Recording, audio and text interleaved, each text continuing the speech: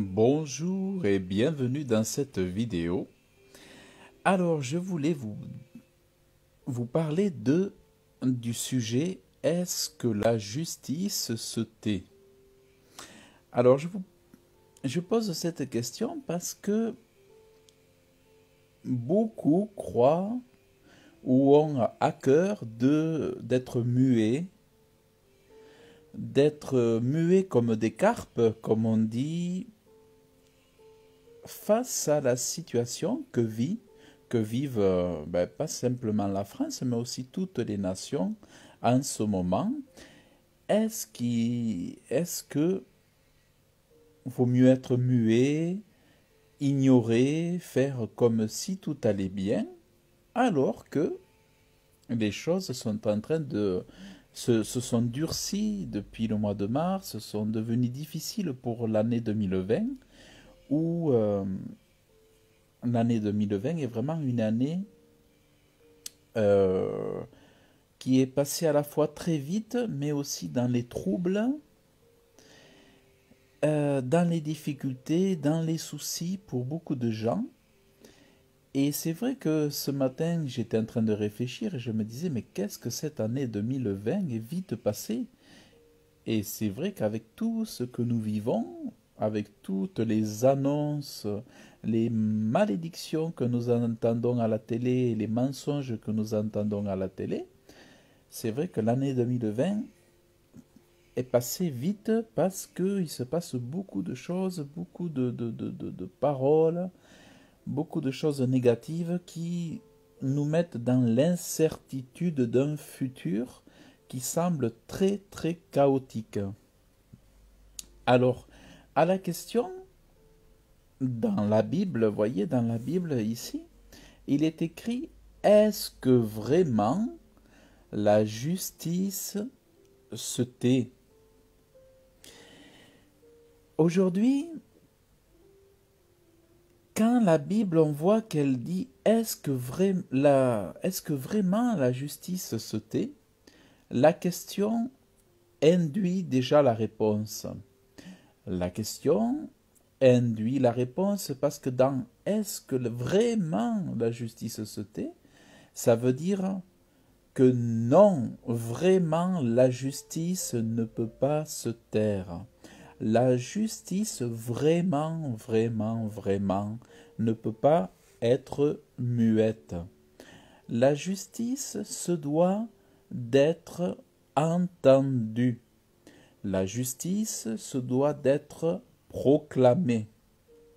Et quand la justice est proclamée, quand la justice est entendue haut et fort, elle dénonce ce qu'on appelle l'injustice.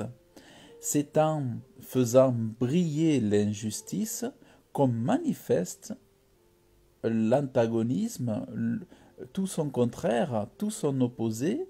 En manifestant la justice, on met en lumière les ténèbres d'injustice de ce monde. C'est pour ça que, aussi, l'Église, les pasteurs, les chefs religieux sont appelés à mettre en relief, à dénoncer, à prononcer, à parler, à proclamer la justice. Elle ne peut se taire. Il y a des voix qui doivent absolument s'élever. Il y a des voix aujourd'hui qui ne doivent et ne peuvent pas se taire, parce que si elles se taisent, elles sont fautives de mutisme. Il y a des voix qui ne peuvent pas rester muettes. Elles doivent se prononcer en faveur de la justice, parce que ne pas élever sa voix, ne pas se prononcer, c'est se désolidariser. Comme dit Jésus, celui qui n'est pas avec moi est contre moi. Et c'est pareil, si on n'est pas pour la justice, si on ne prend pas parti pour la justice en proclamant la justice, on ne pourrait être neutre. On ne peut pas être neutre. Il n'y a pas possibilité d'être au milieu entre justice et injustice. Il faut que chacun revendique son camp. Alors, je sais que c'est une réflexion très binaire, mais entre justice et injustice, il n'y a pas une troisième option. C'est vrai que parfois, il y a des jeux, on parle souvent des jeux d'échiquier, des stratégies, de certaines stratégies à plusieurs bandes, mais là, entre justice et injustice, il n'y a pas une troisième solution. Il faut se manifester. Et la Bible dit bien donc que par la question, elle répond par l'affirmative. On peut en déduire que oui, la justice doit être dite. On ne peut pas se taire lorsque le mensonge règne. Le mensonge doit être dénoncé comme étant du mensonge. Le meurtre doit être dénoncé comme étant du meurtre. Le vol, les hold-up doivent être dénoncés comme étant des hold-up. Les guet-apens doivent être dénoncés comme étant des guet-apens. Les complots doivent être dénoncés comme étant des complots. C'est très important. Et alors, par rapport à ce que nous vivons aujourd'hui, pour les gens qui ne comprennent pas, je voudrais vous montrer ce verset de la Bible un petit peu plus bas qui dit « Les méchants se sont égarés dès la matrice ». Alors vous avez des films qui parlent de la matrice, les films sur Matrix 1, 2, 3 et 4, je ne sais plus. Mais vous avez cette notion de matrice, comment fonctionne le monde. Et il y a des gens, malheureusement, qui ne marchent qu'au mensonge. Leur carburant, c'est le mensonge. On se lève, on est dans le mensonge, on mange dans le mensonge, on parle le mensonge matin, midi et soir. Il y en a qui parlent matin, midi et soir mensonge sans même rougir, sans même trembler. Et ils parlent le mensonge comme si c'était la vérité, si bien que les gens n'imaginent même pas que ça pourrait être du mensonge et que beaucoup de gens sont trompés. Mais il est dit, les méchants se sont égarés dès la matrice, ils errent dès le ventre, parlant le mensonge.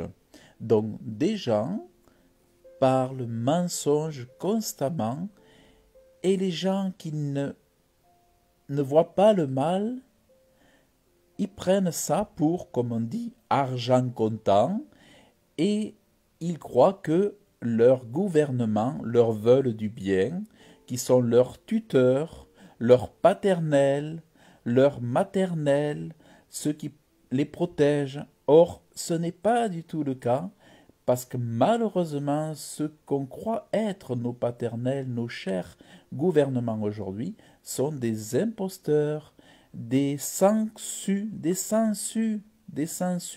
qui prennent l'os, la moelle et le sang pour nous vider les gens de toute leur substance, jusqu'à même vouloir dérober leurs âmes. Ils errent dès le ventre parlant le mensonge, ils ont un venin.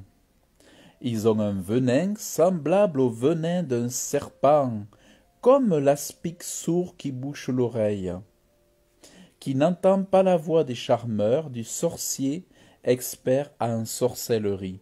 Et le mensonge finit comme de l'ensorcellement, et les peuples finissent par être ensorcelés, hypnotisés. C'est pour ça qu'aujourd'hui on voit tout un tas de foules aveugles qui obéissent fermement, docilement, aveuglement aux injonctions, aux décrets, aux paroles de malédiction qui sont proclamées dans les médias de la bouche des ministres et de nos gouvernements à l'échelle nationale et internationale. Parce qu'il y a, par les menteurs, une forme de ensorcellement, de sorcellerie. Et ça pique, le mensonge pique comme des serpents pour amener les gens dans le chemin de la fausseté, dans le chemin de tout ce qui est faux, tout ce qui est mensonge. Et c'est vrai que quand on a la vie spirituelle, quand on s'approche de Dieu, on peut comprendre que les gens peuvent tomber dans une forme d'hypnose massive qui est incompréhensible. On se dit, mais comment est-ce que c'est possible? Eh bien, parce que depuis le monde spirituel, les gens tombent dans une hypnose, dans une sorcellerie. C'est bien connu dans certains pays africains, où il y a des incantations, il y a du vaudou, il y a de la magie noire, magie blanche, ou magie... voilà, il y a des magies. Mais dans les pays occidentaux, beaucoup ont perdu de vue ces choses-là, mais pourtant, dans beaucoup de régions sont pratiquées depuis longtemps les magies, et il est connu que la magie influence les gens sur leur mode de fonctionnement, sur leur façon de penser, et la magie influence sur les actions, sur énormément d'aspects de la vie des gens. Et c'est vrai qu'on ne soupçonne pas que l'humain, le physique, le matériel dépend du spirituel, dépend de l'arrière-plan spirituel. Et c'est vrai que ça, les gens n'y pensent pas. Mais pour nous qui sommes croyants, qui avons Dieu, l'amour de Dieu, qui avons la foi, qui croyons dans le Créateur, nous savons ces choses et nous arrivons à décrypter pourquoi un tel aveuglement. Donc, mais ce que je voulais insister dans cette exhortation, c'est que on ne doit pas se taire. Chaque voix doit s'élever en faveur de la justice, en défaveur de l'injustice. On ne peut pas se taire. On doit vraiment parler la justice. Et parler la justice, c'est dénoncer le mensonge.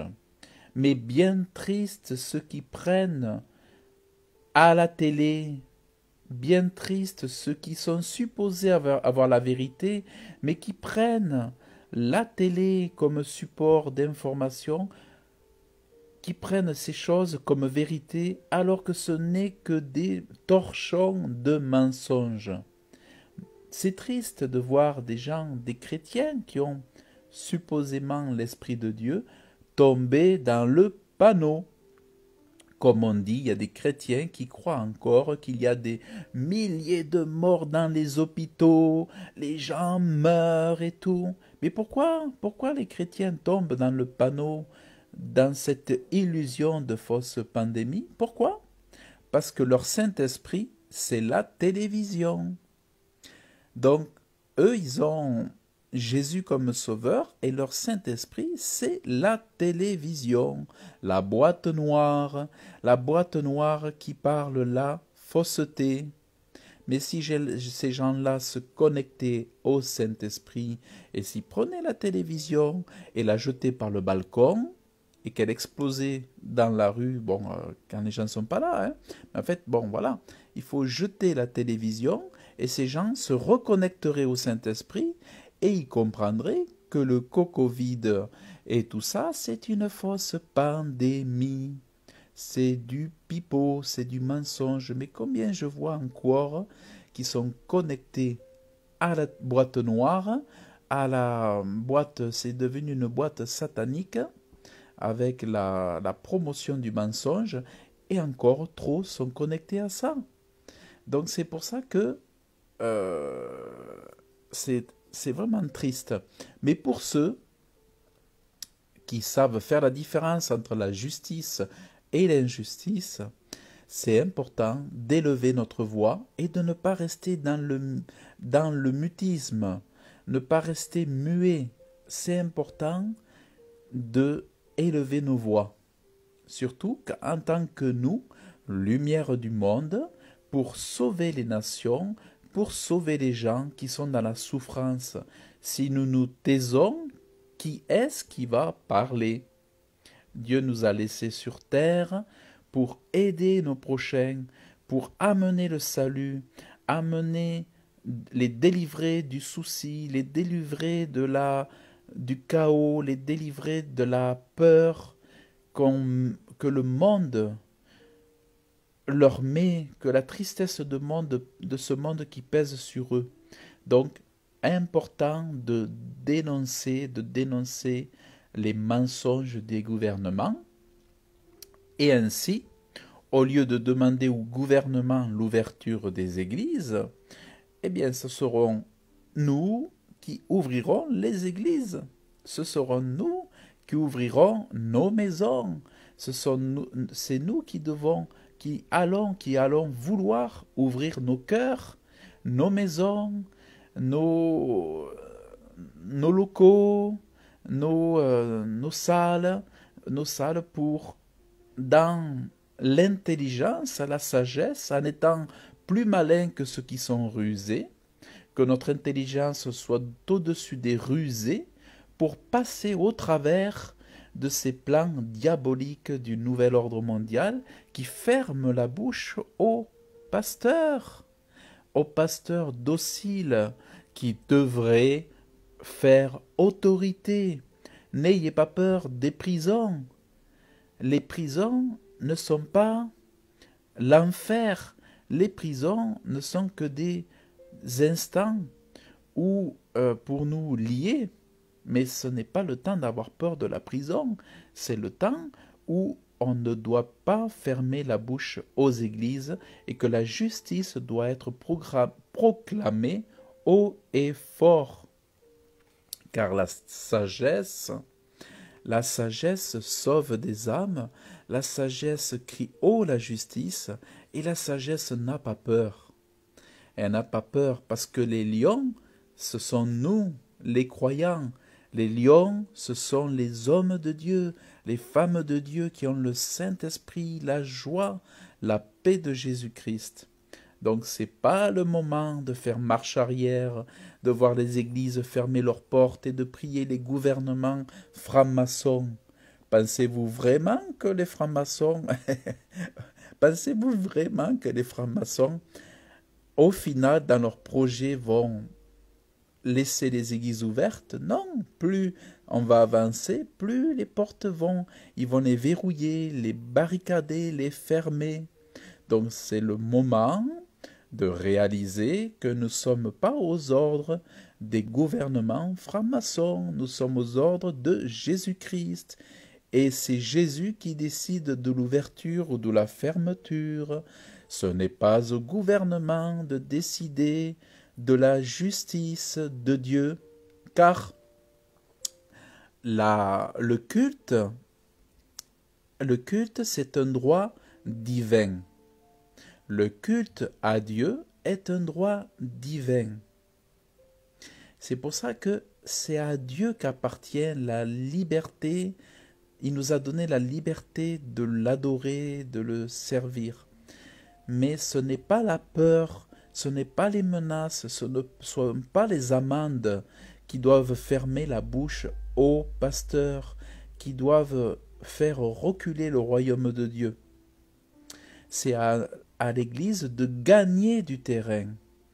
Ce n'est pas le temps de perdre du terrain, c'est le temps de gagner du terrain, et que, comme je dis, notre intelligence doit être au-dessus de leur ruse. Notre intelligence doit être au-dessus des rusés. On doit être plus intelligent que les rusés. On doit savoir passer au travers même si on est criblé, on doit savoir passer au travers. On est dans le bon camp, le camp de Jésus-Christ, le camp des vainqueurs, parce qu'il est dit Jésus a vaincu le monde, et à nous de gagner du terrain.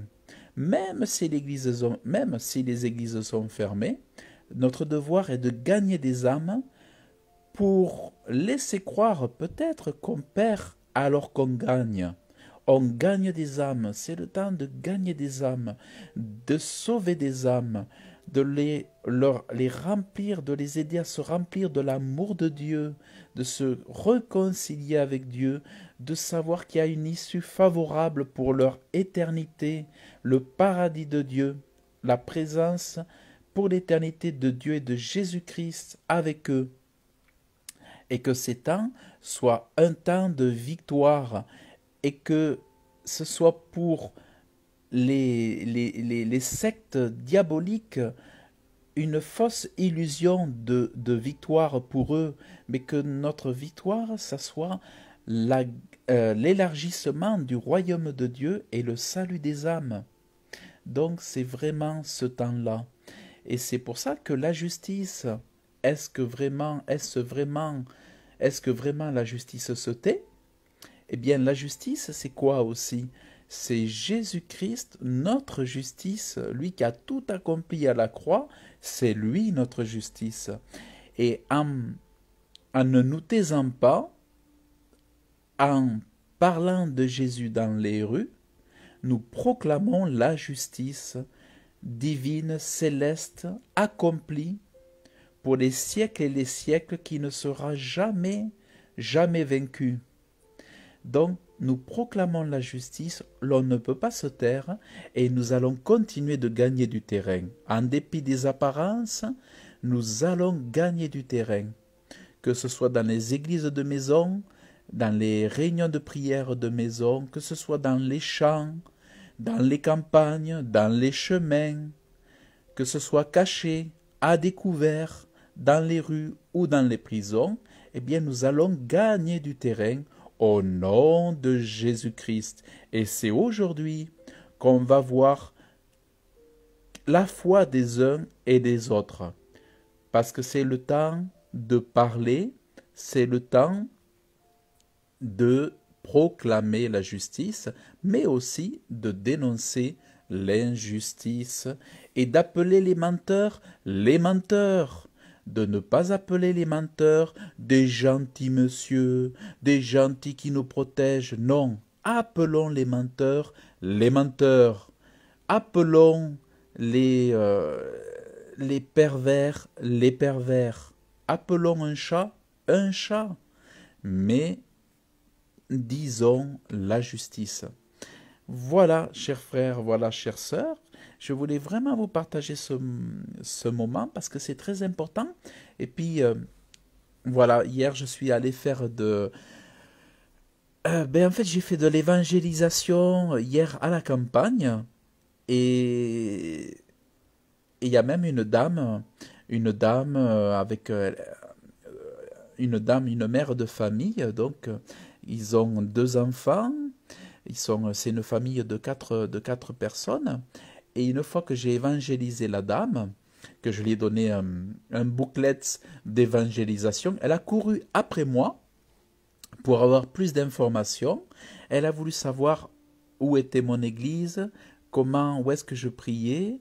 Alors je les ai invités à venir dans ma maison, s'ils veulent venir boire un café, venir prier avec moi, s'ils veulent que je leur parle de Dieu, s'ils veulent partager un moment avec moi, pour partager dans la maison, eh bien je leur ai proposé de venir, et que de plus en plus, c'est ce qui va se passer, c'est qu'on va se réunir, ceux qui ont soif, faim, de connaître Dieu, de s'approcher de lui, d'être dans sa présence et d'être fortifiés dans ces temps où nous sommes éprouvés, eh bien nous pourrons le faire parce que nous oserons proclamer la justice et nous en serons riches en bénédiction, puisque nous serons bénis en famille, entre gens qui aiment Dieu et qui aimons la vérité et qui aimons la justice. Voilà. Donc, il y a vraiment un grand salaire.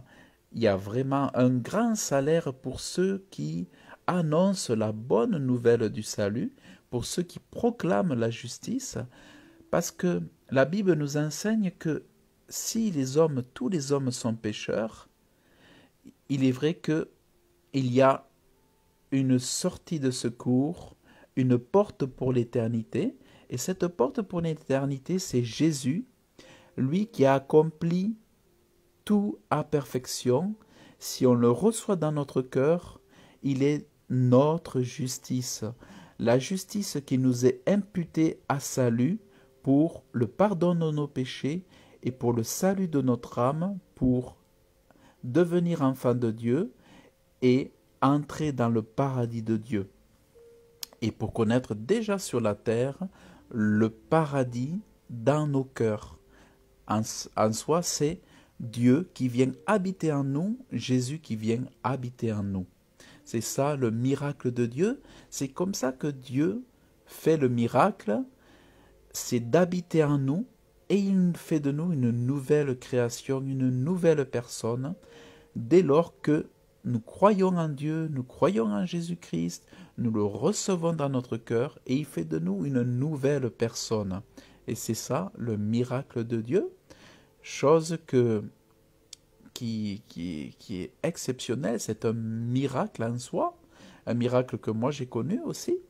Et voilà, c'est ça la très très très bonne nouvelle, parce qu'il reste encore dans ce monde de chaos que les mondialistes, les pervers, les élites psychopathes veulent mettre en place absolument dans ce monde, mais il y reste encore une excellente nouvelle, et c'est celle-ci. Voilà, donc que Dieu vous bénisse abondamment dans le nom merveilleux de Jésus. Amen. Que Dieu vous bénisse et bon courage à tous. Je vous aime très très fort. Au revoir.